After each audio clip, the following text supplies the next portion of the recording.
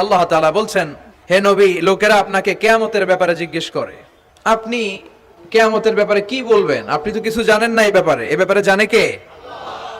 বিশ্বনবী যখন মক্কার জমিনে কিয়ামতের ব্যাপারে বারবার মক্কার লোকদেরকে সাবধান করতে শুরু করলো যে এই দিন দিন না, আরো দিন, এই দিনটাই দিন নয়, বিশাল একটা জগৎ পড়ে আছে, সেটা শুরু হবে কিয়ামত দিয়ে, সব লন্ডভন্ড হয়ে যাবে।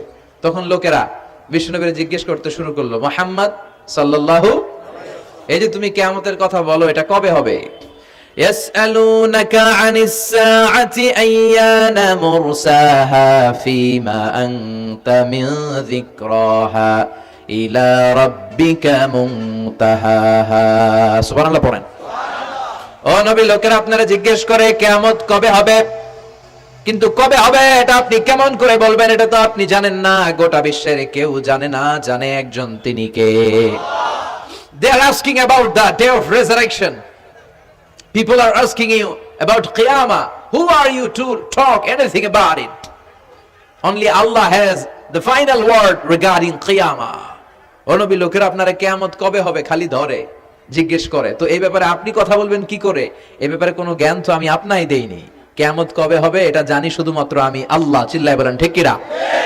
বিশ্বনবী মক্কায় কিয়ামতের ঘোষণা দিলেন। বিশ্বনবী বললেন, এই পৃথিবী এরকম থাকবে না, সব ভেঙে চুরে খান খান হয়ে যাবে।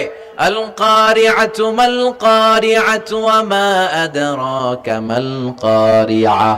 বিকট একটা আওয়াজ হবে, ইসরাফিল যখন সিংহায় ফুৎকার দিবে, গোটা বিশ্বটারে মেসাকার করে দিবে কে?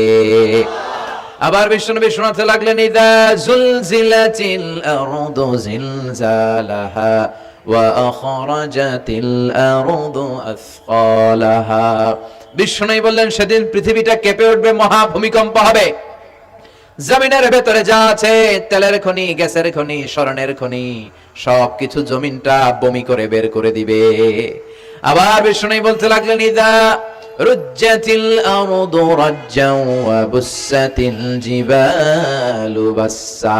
সুবহানাল্লাহ পড়েন। জমিনটা কেঁপে উঠবে, পাহাড়গুলো ভেঙে চুরে দুমড়ে মুচড়ে যাবে, গোটা বিশ্বটা কেঁপে উঠবে, সাগরের বুকে দাউ দাউ করে আগুন জ্বলবে। সেই দিনটা হচ্ছে কিয়ামতের দিন। বিশ্বনবীর মুখ থেকে বারবার বারবার বারবার এই কিয়ামত কিয়ামত শুনতে শুনতে কাফেরদের মনের ভিতরে ভয় ঢুকে গেছে। কাফেররা মনে মনে কয়, এই মুহাম্মদ তো কোনোদিন মিথ্যা কথা বলতে শুনি নাই। শুনছে? বিশ্বনবী ওনার পুরো জীবনে একটি মিথ্যা কথা বলেছেন, একটি অসত্য কথাও তিনি বলেছেন। ওদের মনের ভিতরে ভয় ঢুকে গেছে, কিরে মুহাম্মদ যা বলে তাই তো হয়। এই যে মুহাম্মদ বারবার বারবার কিয়ামতের কথা বলতেছে, যদি সত্য হয়, যদি, চলো মুহাম্মদের জিজ্ঞেস করি যে এই যে কিয়ামতের কথা তুমি বলো, এটা কবে হবে? সুবহানাল্লাহ পড়বেন না?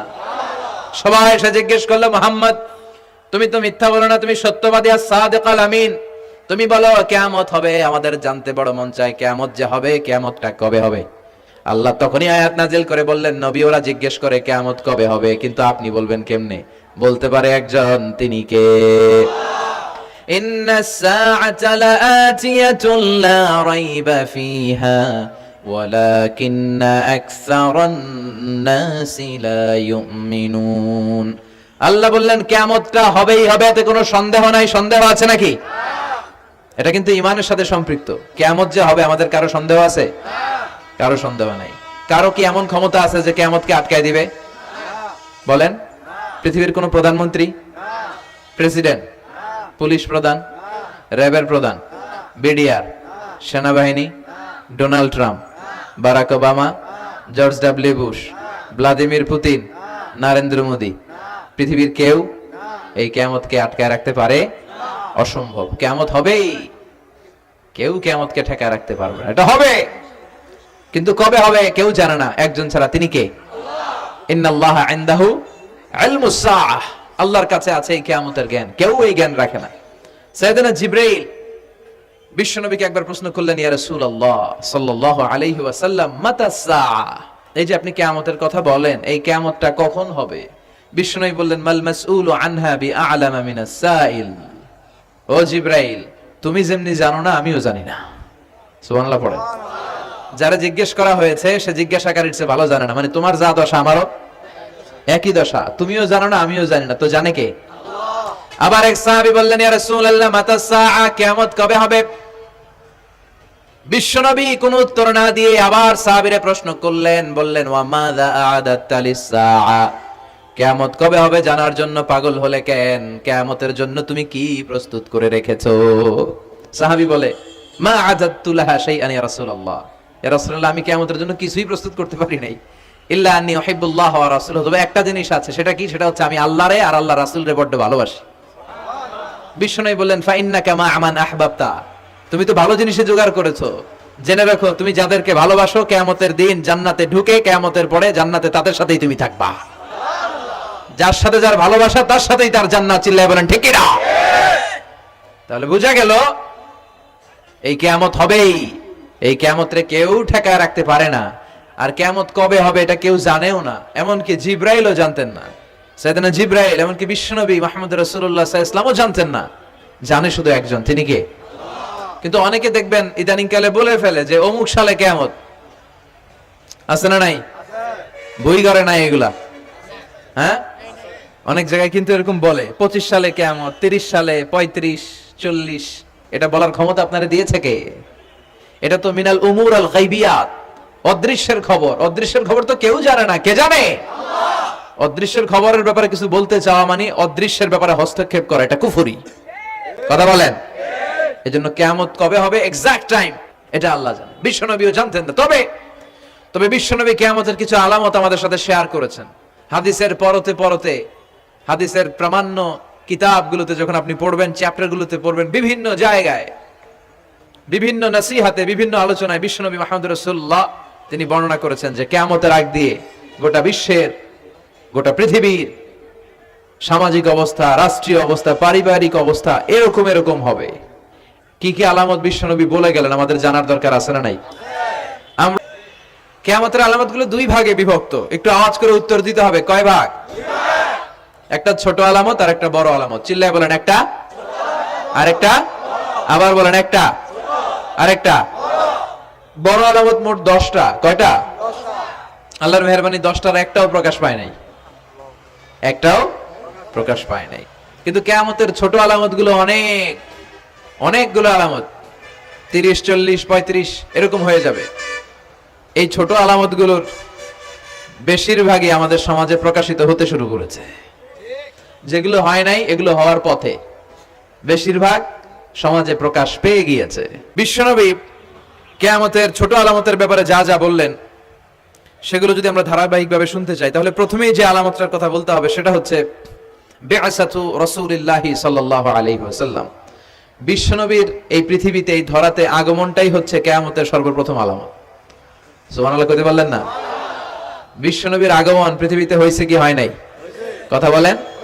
বিশ্বনবী যে আসছেন আবার চলে গেছেন, বিশ্বনবীর এই আগমনটা হয়ে গিয়েছে পৃথিবীতে কয় বছর চলে গেল? হ্যাঁ, প্রায় 1400-1500 বছর চলে গেল, এখনো কিয়ামত হয় নাই। সুবহানাল্লাহ পড়েন। বিশ্বনবী বলতেন বুইস্তু আনা ওয়াস সাআতু কাহাতাইন, আমি এবং কিয়ামত এইভাবে পিঠাপিঠি হয়ে নাজিল হয়েছি। এই আঙ্গুল থেকে এই আঙ্গুলের মাঝখানে যেমনি তেমন কোনো ব্যবধান নাই, আমি বিশ্বনবী আর কিয়ামতের মাঝখানেও তেমন কোনো ব্যবধান নাই। বিশ্বনবী সাহাবাদেরকে বুঝাতে যে প্রায় এরকম আঙ্গুল ব্যবহার করতেন, ইশারা দিতেন, আঁকাঝোঁকা করতেন। এখন আধুনিক শিক্ষা পদ্ধতিতে এগুলো ব্যবহার হতে শুরু হয়েছে। এগুলো সব বিশ্বনবীর মেথোডোলজি। সুবহানাল্লাহ পড়বেন না? বিশ্বনবী আবার আরেক জায়গায় বলেছিলেন আনা ওয়া কাফিলুল ইয়াতীমি কাহাতাইন, আমার আঙ্গুলের দিকে দেখতেছেন? হ্যাঁ, আনা ওয়া কাফিলুল ইয়াতীমি কাহাতাইন, আমি আর ইয়াতীমের রক্ষণাবেক্ষণকারী জান্নাতে এরকম কাছাকাছি থাকবো। এই দুই আঙ্গুল যেমনি কাছাকাছি, আমি আর ইয়াতীমের রক্ষণাবেক্ষণকারী এরকম জান্নাতে থাকবো কাছাকাছি। আমরা এখন রক্ষণাবেক্ষণ করব কি? ইয়াতীমের সম্পদ লুণ্ঠনের ক্ষেত্রে আমরা 1 নাম্বার। চিল্লায় এখন ঠিক কি না? ইয়াতীমের মাথায় হাত বুলিয়ে দিলে আল্লাহ খুশি হয়ে যায়। ইয়াতীমদেরকে ভালোবাসলে আল্লাহ তারে ভালোবাসে। ইয়াতীমের জন্য দান সদকা করলে তার মর্যাদা বাড়ায় দেয় কে? আমাদের এলাকাগুলোতে ইয়াতীমখানা নাই? আমাদের সমাজে ইয়াতীম আছে না নাই? তার বাবা নাই, তার মা নাই, ইয়াতীম। আপনি তার ঘরে খাবার পৌঁছে দেন, আপনার আব্বার কবরটারে জান্নাতে টুকরা বানায় দিবে কে? ইয়াতীম মিসকিনদেরকে সহায়তা করবেন, দান সদকা ওইখানে করবেন। সুবহানাল্লাহ পড়েন। এই কামলিওয়ালা নবীর আগমনটাই কিয়ামতের প্রথম আলামত। তাহলে প্রথম আলামত আমরা পাইছি কি পাই নাই? পেয়ে গেলাম। এরপরে বিষ্ণু বলেছেন যুহুর কাসরাতিল ফিতান বিআনওয়াইহা, কিয়ামতের আগ দিয়ে সমাজে ফিতনা ফাসাদ বেড়ে যাবে। পারিবারিক ফিতনা আমাদের আছে না নাই? সামাজিক ফিতনা, একটু আওয়াজ করে উত্তর দিবেন। রাষ্ট্রীয় ফিতনা, নারী ঘটিত ফিতনা, খালি ফিতনা আর ফিতনা। আপনি যেদিকে তাকাবেন ওইদিকেই ফিতনা। আপনি চাইলেও আপনার ইমান বাঁচাতে পারছেন না। আমরা চাই আমার চোখটা হেফাজত করব, পারছি না। ইউটিউবে ঢুকলাম, জাকির নায়েকের লেকচার শুনবো। ইউটিউবে ঢুকলাম, শায়েখ সুদাইসের তেলাওয়াত শুনবো। ওদিকে তেলাওয়াত বাজে আর নিচে সাজেস্টেড ল্যাংটা ভিডিও আছে না নাই? কই যাব আমরা? কিভাবে বাঁচাবো আমাদের চোখ? বায়ে অশ্লীলতা দেখে ডানে তাকায়, দেখি ওদিকে অশ্লীলতা। আবার বায়ে তাকায়, ওখানে অশ্লীলতা। সামনে তাকাই, অশ্লীলতা। আবার পেছনে তাকাই, অশ্লীলতা। নিচে তাকাই, অশ্লীলতা। উপরে তাকাই, ওদিকে অশ্লীলতা। আমরা যাব কই? আর নাযার সাহমুন মাসমুম মিন সিহাম ইবলিস। এই দৃষ্টি শয়তানের বিষ মাখানো তীরবানের মধ্য থেকে ভয়ঙ্কর তীর। এই তীর দিয়ে শয়তান যুবক যুবতীদেরকে কাবু করে ফেলে। একটা যুবক যুবতীর মধ্যে প্রথমে আই কন্টাক্ট হয়। কি হয়? প্রথমে আই কন্টাক্ট, চোখে চোখে একটা ভাব বিনিময় হয়। হ্যাঁ, এরপরে এসএমএস এর আদান প্রদান হয়। কথা বলেন।